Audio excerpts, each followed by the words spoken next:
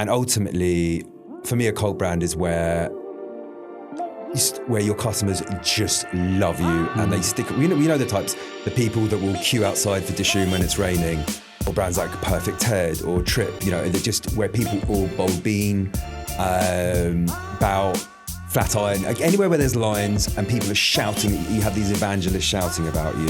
They were normally fixing a problem or a broken status quo. So they had difference built into them. One huge asset, again, that I've thought forever that many people don't do well is that, look, people love cooking shows. They love The Bear, Boiling Point, like people love this stuff. And it's like every restaurant has its own show that they are just totally underutilizing.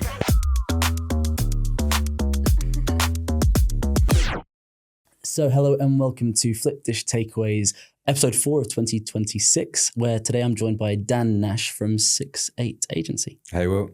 How are you, mate? I'm doing great, thanks. Good. Well, thank you so much for being here. We're going to kick off with a couple questions all about you. So for those listeners who aren't aware of you and the brand and the business, describe who you are and what you do. Sure. So I help bold food and drink brands to turn their customers into a cult following. Okay. And I do that through a really strong positioning that stands out, creating a human personality that people can engage with, and then telling a great story that people want to follow. That's how I'm describing it this week. Next week might be different. Yeah, always storytelling is the best way, right? And your background, you've got some great stories to tell, but how did you get into, I guess, initially hospitality and then into the brand world? Sure. So hospitality has been in my blood. My grandparents had a restaurant. I was fortunate. My parents loved Chinese food, so we used to eat a lot of Chinese food when I was younger. And then I went to uni and I was skint, like we all are. And I just learned to cook all the food that I'd missed. And then actually, Anthony Bourdain Kitchen Confidential was an absolute game changer for me because I'd had, I guess, quite a good palate when I was young from all the cooking and appreciating good food. But when I read that book, it blew my mind because suddenly it wasn't just about the food on the plate, it was about everything else. Yeah. Because of the way he described it, was you can have two exactly the same plates of food. One is like a dingy restaurant, they grunt at you when you walk in and they throw the plate of food down, it's not very well presented. Another one, you can walk in, the lighting's great, it looks nice, the hospitality is amazing, the seat's comfortable, and that first bite of food is going to taste different, even if it's exactly the same. And it just, all that stuff happening behind the kitchen doors just sounded so exciting. Yeah. And then suddenly I was like, that one really, I guess, took my love to the next level when it wasn't just, and suddenly it was like, I'm interested in everything now. I love that. And you've been at the agency, your agency for 10 years. What have been the biggest lessons for you? I guess looking from before you joined, before you started in that remit, what's been the biggest lessons? Interesting. I think what led me into that all that time ago is still true today. And this is coming from a lens of someone that just likes communication and brand, was when I first started, my background, before that I was working in music. I did a bit of digital nomad stuff. We don't have to go into the whole details. And got advised that I needed to find a niche, and a very painful journey to get into. But then it was like, well, what do you love? I was like, well, restaurants and food. We'll just try it. But that's another story. But when I just started looking into it, and I just saw these great restaurants, places I loved, but they were doing such a bad job of telling their story. And I was just like, surely, I've got no experience in this, but I feel that I could do better. Yeah. And I still feel like all the way. And then when I look at the brands that do the best, that grow the fastest, again, then we'll talk maybe a bit about cult brand, because that's one of the things I like to talk about. It's all from telling a great story. And actually, especially outside of the food, like a lot of restaurants can be very insular because we're so busy, but it's looking outside of that. And that still holds true. I think if you want to win and grow the fastest, tell a story that people emotionally connect with. Love it. That's my lens. Great. And I'm fascinated to hear about the music. We might have to discuss that later. But I guess it's the same sort of element of telling that story and getting it across. So you alluded to this, the cult brand system. What is it? Okay. So it's not for everyone. And ultimately, for me, a cult brand is where where your customers just love you and they stick. We know the types, the people that will queue outside for Dishoom when it's raining, or brands like Perfect Head or Trip, they're just where people, or Bold Bean, Bout, Flatiron, anywhere where there's lines and people are shouting, you have these evangelists shouting about you. Why it's not for everyone, your average, your very cheap fried chicken place or pizza place, it's not the same. It has its place. Yeah. But I'd say generally, when we look at those kind of cult brands, is where did they come from? They were normally fixing a problem or a broken status quo. So they had difference built into them. And that's one thing that's important. Like, I think, especially in this world today, if you want to win, people choose because it's different. Yeah. And it might seem so superficial, but it just has to pop. So immediately for a cult brand, you're out the gates with something that's different. And it also has substance. So when I look at this, when I say it's not for everyone, these are people who obsessed about creating an amazing product and experience. And then the challenge becomes, the pain for them is that, let's say you're a very busy chef who's not a marketeer, is that you suddenly then, your brand doesn't match the product. Yeah. And that's where the pain is. But other things that I'd say, like consistent things with a cult brand, is that they have there's a substance that people can connect with. There is, like a purpose, and it's all about emotional connection at every stage. And through that, there's a community of people that you nurture. They quite often have something to say and a viewpoint, and it's just like a very human personality that people can connect with.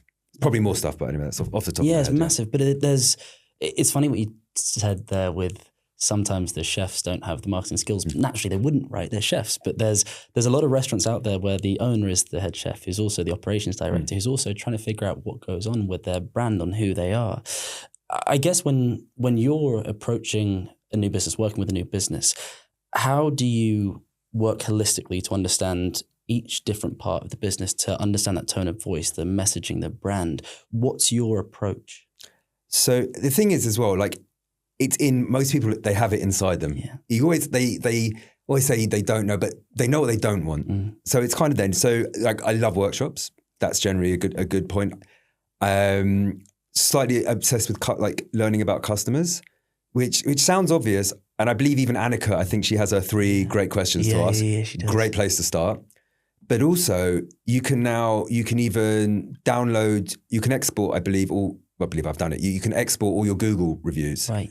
Chuck that into GPT, and they want to just chat to your customers. But even again, ask, I'm sure we'll talk about AI, but ask AI, what are some great, there's going to be questions keeping you awake at night anyway.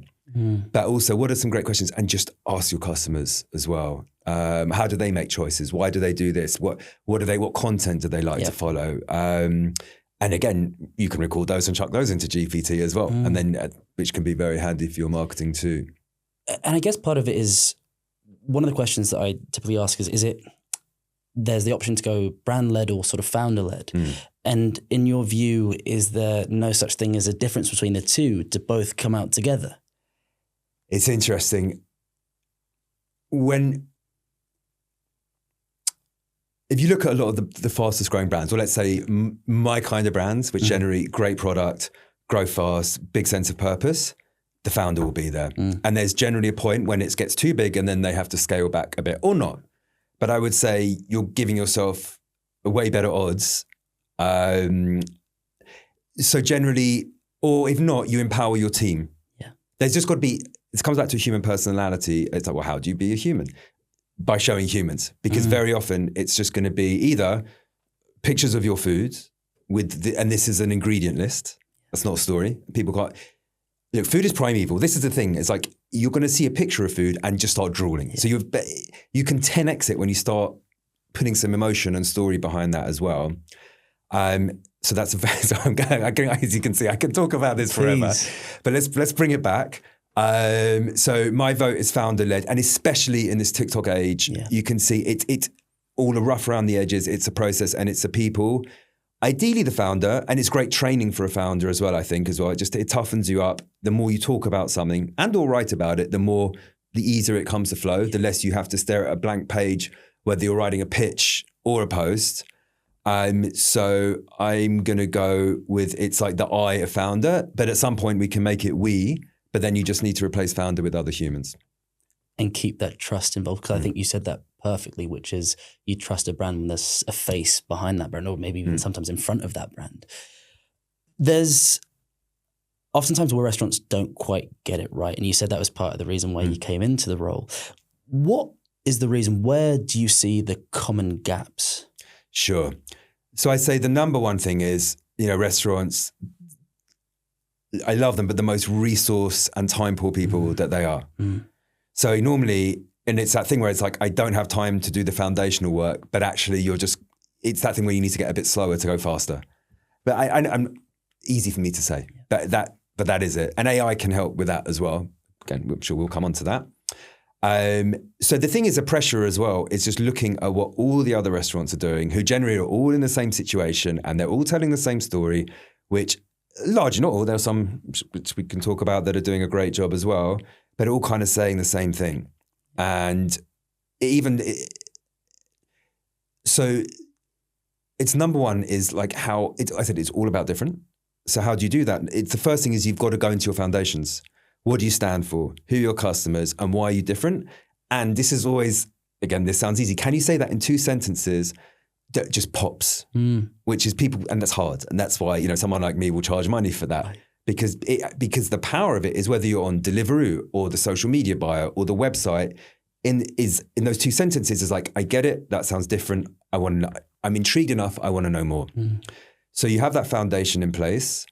And then it's putting the structure in of how you communicate. I'd say it's the things you say, so you're not always staring at a blank page, but also the things that you do. Because again, to be a real cult brand, again, to get that love, that purpose, that trust, is very often doing things to live your values. And it's hard, it's uncomfortable, it costs money. You have to say no to things, but but that's also a struggle to talk about, and people can trust and connect with that as well. It makes you seem genuine. And how do you do it? Because I remember listening to one of your talks, which was around how can you get that 2-line messaging across without being fluffy, without being vague? How do you find that? What makes you different? That's why it's quite good to go through the journey, because you want to look at your purpose, you want to look at your customers, who they are as well, because generally you're not going to be for everyone. And also, very often, let's say you're going up against the McDonald's or KFC, we're talking about, again, people who really care about their product. They're choosing you because you're not that. Yeah. But you need to know, it's like, are you actively making choices based on that? And then it's listing out all the things that make you different. Or let's say your strengths. It's really just looking at like, what are your strengths? And it could be one thing. And I find very often it's packaging up a few things that other people have, but when you package it together, that's unique. So you could be like the Italian restaurant, but you're doing something regional and I don't know, your drinks or whatever. But it's so individually, like drinks, service, food, everyone's doing that. But it's like, actually, that's quite unique. Yeah. And I think obviously both of our backgrounds very much so hospitality led, but do you keep an eye on businesses, brands outside of the industry to say that looks good? Maybe we could bring that into the way that we work. Yeah, 100%. Yeah. So you mean outside of hospitality? Outside of hospo, yeah. Yeah. Very much so.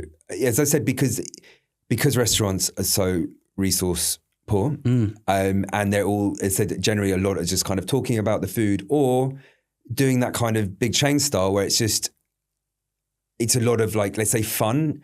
It's very hard being funny. There's a reason that most comedians aren't. It's hard to be funny. So going all in on that, it's okay, but it's a bit, you're not doing, again, assuming you have a great product, you're not doing your brand justice by just doing the fun stuff. And people aren't going to make choices, they want to make choices because like if you can educate and entertain, that's where you really, the emotional connection you get is that much higher. So there are, I can talk about some of the brands or... Please. So like Bold Bean I love Bold Bean because I don't even love beans, but I still eat them a lot. And it changed my habits and it changed the eating habits of a nation. And I just think it was in 2 years, and I just think it was such an incredible achievement. And just by being smart and just being really passionate. Because that's, I think, something that we see with hospitality businesses. They can be quite rightly, for all the right reasons, quite insular, where they're so focused on hiring their staff, inventory planning, for running their day to day, that they don't have the time to look elsewhere. But I think that's massive, right? From whatever else is out there, you can take some snippets of gold. I mean, one thing that one huge asset, again, that I've thought forever that many people don't do well is that, look, people love cooking shows. They love The Bear, Boiling Point. Like, people love this stuff. And it's like every restaurant has its own show that they are just totally underutilizing. Like, I think Fallow do a great job of this. They're a bit OG of like, it wasn't rocket science, but they just figured out, it's like, well, we're just going to put a camera on the pass. Yeah. That's our show. And we're going to give value. We're going to show how chefs cook stuff. So we're giving value because that works as well. They haven't massively altered that. I mean, they've evolved that approach as they've come on, but that's kind of the crux of it.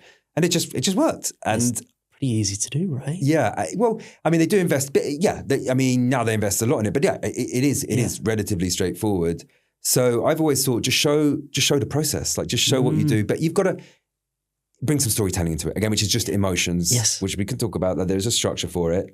Don't just be random and have a point. And we do it this way because this is when it's good to know your foundation, because our purpose is this, because we know our customers that, because our values are this. So you always kind of bring it back to something that helps position you. But then when I look at like Bold Bean or even Perfect Ted, a lot of these guys, like, they share their journey. Like Perfect Ted do a weekly roundup of what's happening in the office. So stuff like that.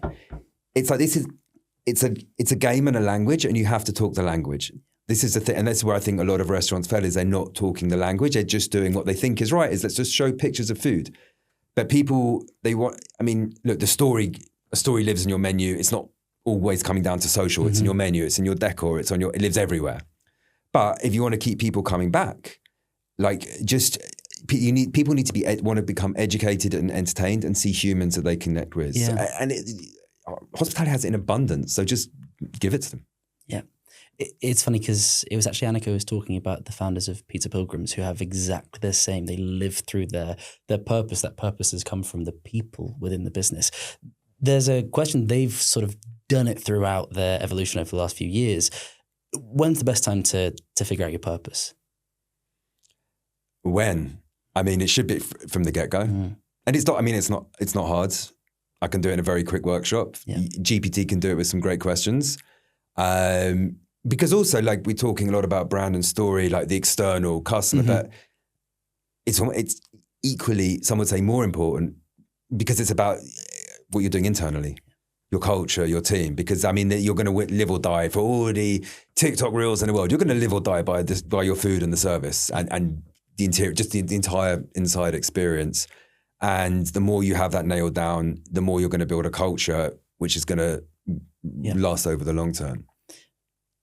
You said a minute ago that there was some emotional rationale behind storytelling. What does that look like? So for me, I mean, again, as I mentioned, like, what's a cult brand? It's how much you can emotionally trigger people. And as I said, you've got a base level of emotion because you're going to look at foods, a cheese pool or whatever. It's why we even watch some of these, let's say, some of these influencers who are all, because it's saying the same thing, because, you're going to look at a cheese pool or sauce being dripped and you're instantly going to start salivating.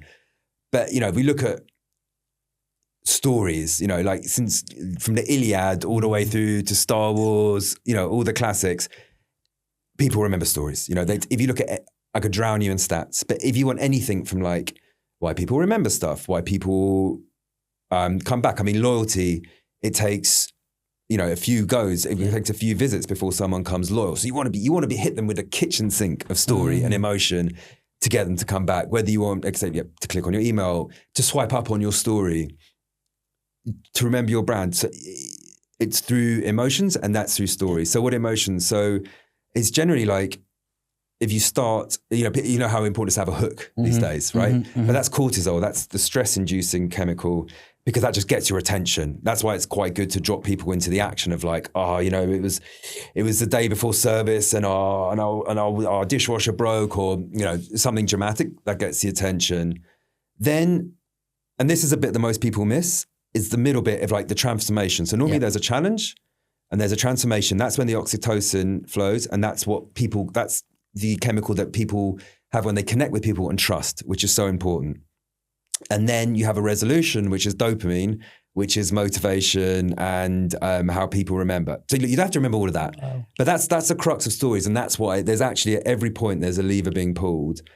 And what most people do is they either have a big moan, or whatever, something dramatic, but there's no resolution, or they'll come and be like, hey, we're so great, we've just opened a restaurant. But they miss the middle bit of like, and this is all the challenges we went through, and this is everything we felt. Like the more you show your emotions, the more people connect with it. Even like Instagram stories. When I used to do a lot of that, I used to love Instagram stories. And another thing, I was like, everyone just drops these really random, uncoordinated stories in, or they just repost. But I always was like a narrative. Like it could just be really basic. There's a problem, a challenge, a transformation, and a resolution. And I also know not everything is good. That you can't apply that to everything, especially with food, which is maybe a little not super. There's bigger problems that can apply to. But just something like where I can trigger the emotion, or just a little bit of like the human struggle or something behind it. And then at the end, you do swipe. If you do swipe up, so let's just say we've got a new dish coming out. Like swipe up to see more, or swipe up to put the table. That's it. One frame, versus 3 to 4 slides of like, this is a new dish. This is us like messing around with it. It was so hard, or this is why it was important to us. Now swipe up and book. Like, I promise you will get a better result. Yeah. You can do like we can A/B test these days. Try it on an email. Next time, send out your email to your list of just functional, this is we got a new dish coming out, blah, blah, blah. Yeah. And the other one is like, put a bit of story and emotion in it. Like, why is this important to you? What were you trying to achieve? What will it make people laugh? Anything, whether you're doing a trigger and emotion, and then watch the difference in clicks. There's a science behind it. It's pretty great. And I guess that it's funny you say you could drown me in stats. Please do. I want to listen to your stat bank. There was something I read the other day, which was around in hospitality that 70% of your diners will be one-time only customers, which is, it kind of makes sense, but it's mind-blowing in the sense that you've tried so hard, you've worked so hard to bring them in, but they're not coming back in again and again. You talk about the hook. Is that crucial to make sure that it kind of covers every stage of it to keep them coming back, but what's the number one sort of ingredient to get them back in again? I'm going to have 2 ingredients, if that's okay. Please. I mean, number one, you need the system. Like you need let's say the marketing setup where you're capturing their information, you're sending the emails. They're not going to do it unprompted. Right. But let's say But that's the other thing, is where you have these restaurants and they're just, they're great. The experience is so good, but then those emails, the other thing, it's so flat. It's like, why have you just dropped all the personality? Because, I don't know, because it feels a bit more serious, or so that's, and again, small things like that can make a big difference. But have a good offer as well. It's worth having a good offer. Yes. But a lot of people don't want to seem discounting, but then give that offer as make the offer fun, make it something fun, or from a place of generosity. Is like, Love that. There's a part of it which is getting the purpose, the story, the brand out there. How do you go about measuring the results? Yeah. So that's something, as a kind of brand story person, like I've been forced to, because otherwise I'm asking like people, why, pay me. And they're like, what, especially these days, it's like, and everyone wants ROI, it's as they should. But I would as well say that, look, Flipdish are going to say, use a Flipdish platform. The SEO guy is going to say, use SEO. The meta person is going to say, use our meta if you want to win. Everyone's going to have their, and they're all right and wrong. And there's a million ways you can go, and it's all a choice. I would say, from kind of what we said, having this foundation of why you stand out and who your customers are and how you're going to pop, and then just the language and tone that you do it with, sits above everything. Right. That's because otherwise you've got people just rush straight in, or they'll hire a social media agency with like no brief, and then blame them when it doesn't work. So I've lost my track of thought. No, you're all good. It's a great answer, because it was going somewhere. It can be measuring the results. Oh, that's it. Okay. And so there's obviously, as you were talking about there, a balance between getting it right once, and we see these viral moments. I mean, that's the power, but also the issues with social media, with Instagram, TikTok, wherever it may be. How do you ensure that you turn it from a one-time special viral moment to a consistent platform for continuous growth?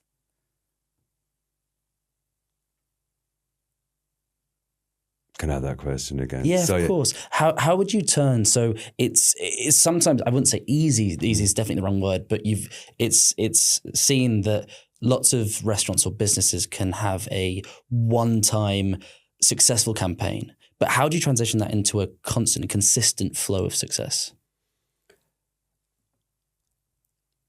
Well, a lot of this is just getting the right influence, and it was something really visual. So let's put aside all that stuff, because that is just viral stuff, and it's that's not going to have a long term.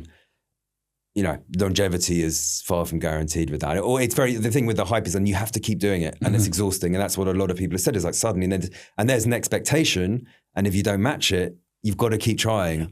But to keep that longevity, it goes. I mean, not to keep repeating it, but it just comes back to just showing that you're more than just whatever that viral thing might be. And again, it's that emotional connection, and it's the more you stand for something, the more you show your process, the more, because people are interested in that, the more you sort of show the why behind what you do, people are just going to be that, they're going to follow. It's why would people follow the journey? Yeah. So and it's the more you can get that human connection side out through all those various ways. And again, don't just talk about your product all the time like everyone else. It could be like the tools in the kitchen, or a lot of people don't realize that it's like, a lot of us are very bad home chefs, and they look up to anyone working food. They look up to you for your advice. So, give them advice, give them value, because that as well does a lot for trust. So those elements. Yeah, and it feeds back into what you were saying about this cult brand style, which is creating a loyal, consistent following rather than just that one-off moment in time. It's 2026 and painfully AI is everywhere. Yeah. Tell me about your day-to-day usage of AI. How would you use it for your own brand, but also for helping restaurants? Sure. So I would actually describe myself as an anti-AI person who uses AI. So I do use it every day, reluctantly. I actually feel the same about AI as I do about social media, which is, I think, ultimately, this is controversial, but ultimately we were better off without both. When you lay it all out, but neither of them are going anywhere. I wouldn't know how to grow a restaurant without one. And I'm actually going to start getting a certification, becoming an AI trainer, but it's going to be AI for people that don't love AI. And I know they're out there. So how I use it every day. And actually what I'd recommend to other people, because we can do a lot of the hoarding. Every LinkedIn post now is like, and comment co-work for this thing you're going to hoard and never use. And the best advice I got was try and shut down the noise and just build a process.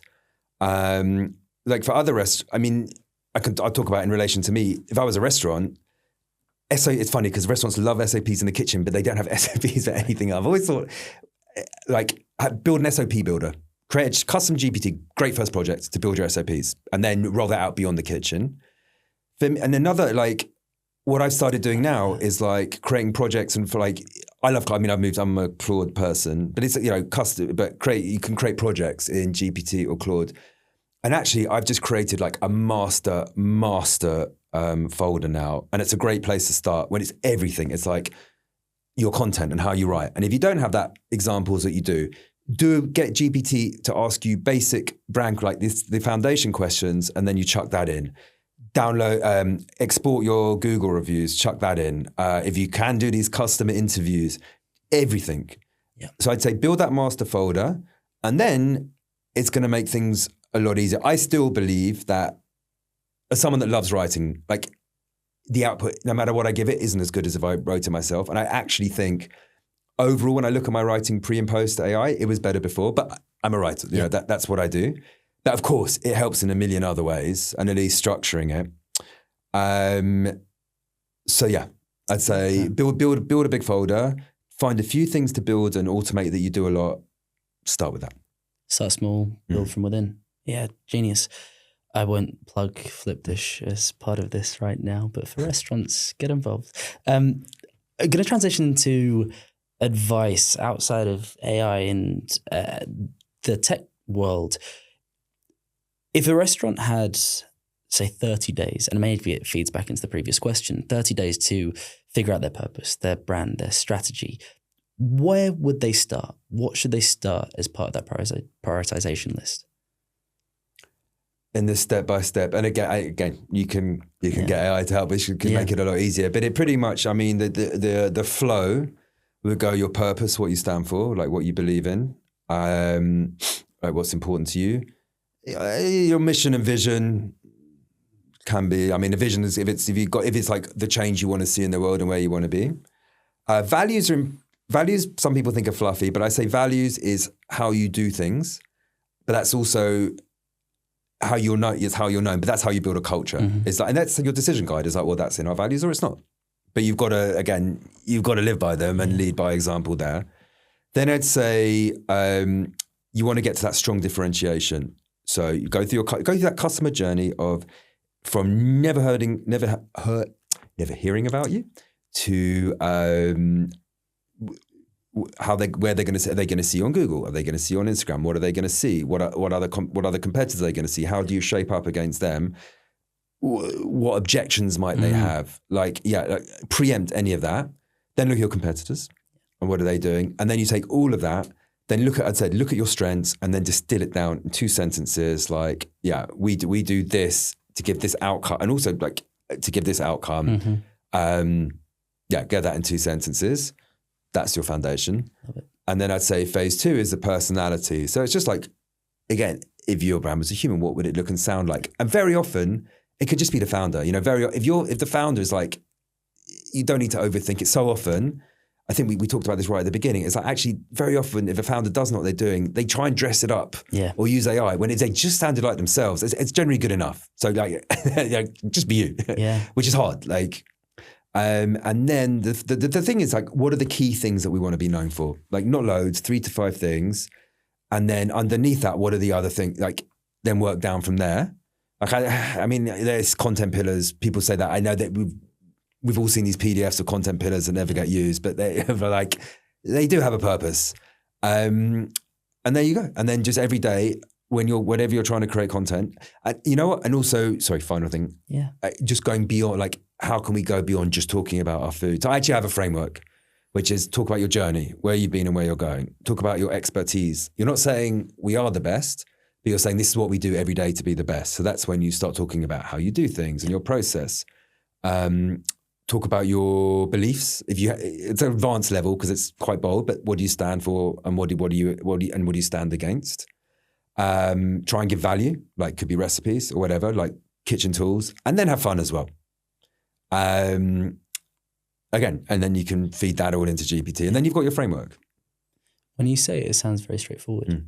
Probably not that straightforward, right? That's why someone like you comes around.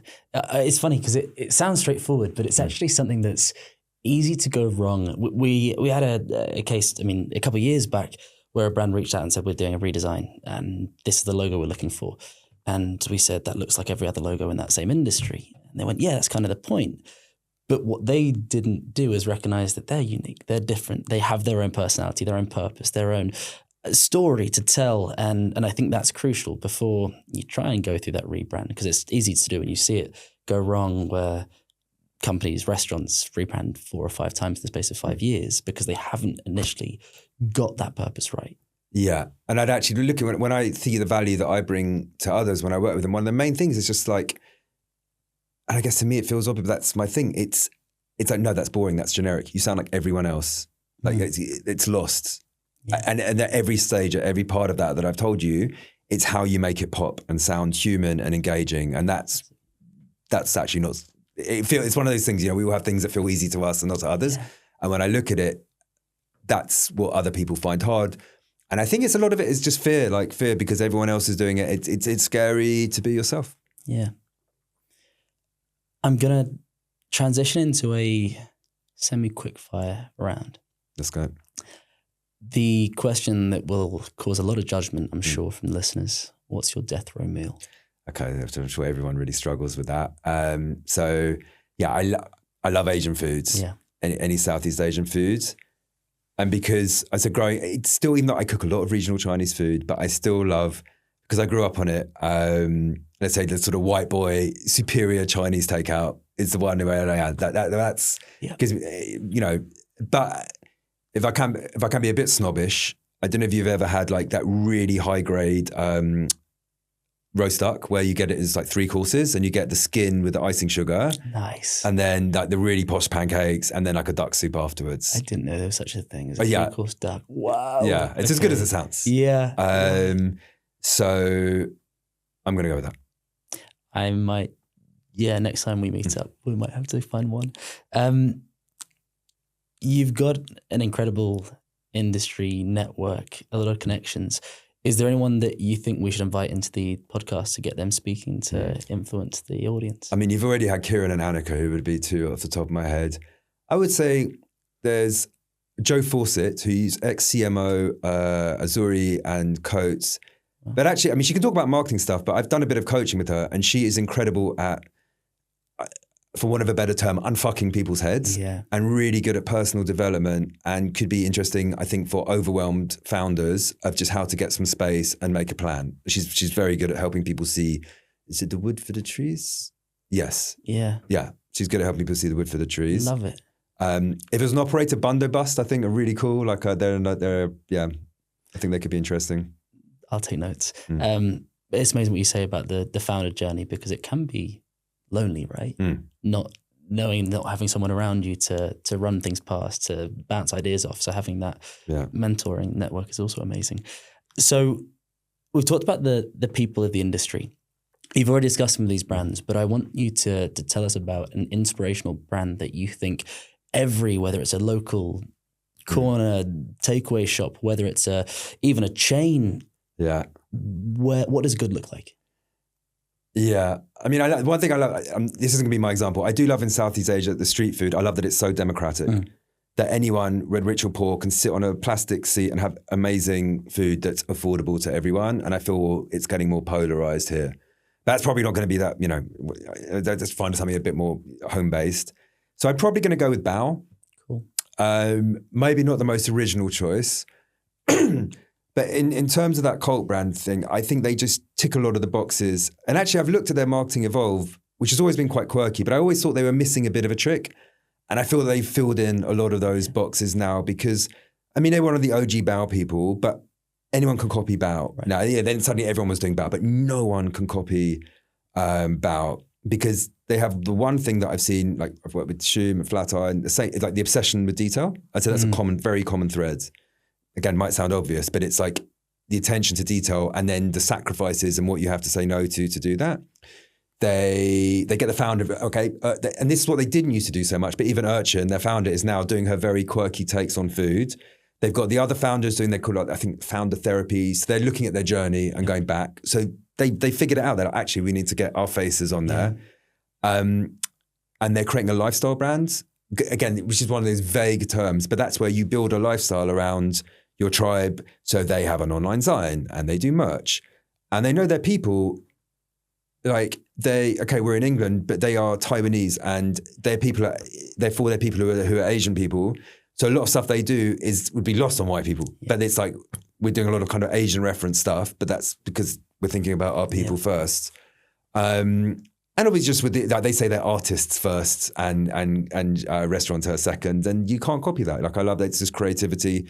And again, you asked me before about how you measure these things. Like some of that's immeasurable, but it just works because your gut tells you that it's right. Love that.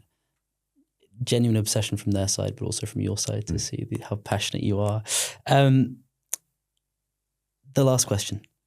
How do our lovely listeners get in touch with you? How do they find you and see your brand? Sure. At the moment, probably the easiest thing is just find me on LinkedIn at Dan Nash. And then, and see all the stories and all the conversations and the impact that you've made. Well, Dan, thank you so much for joining us today. And thank you, listeners, for taking part of Flipdish Takeaways Season 3, Episode 4. See you next time.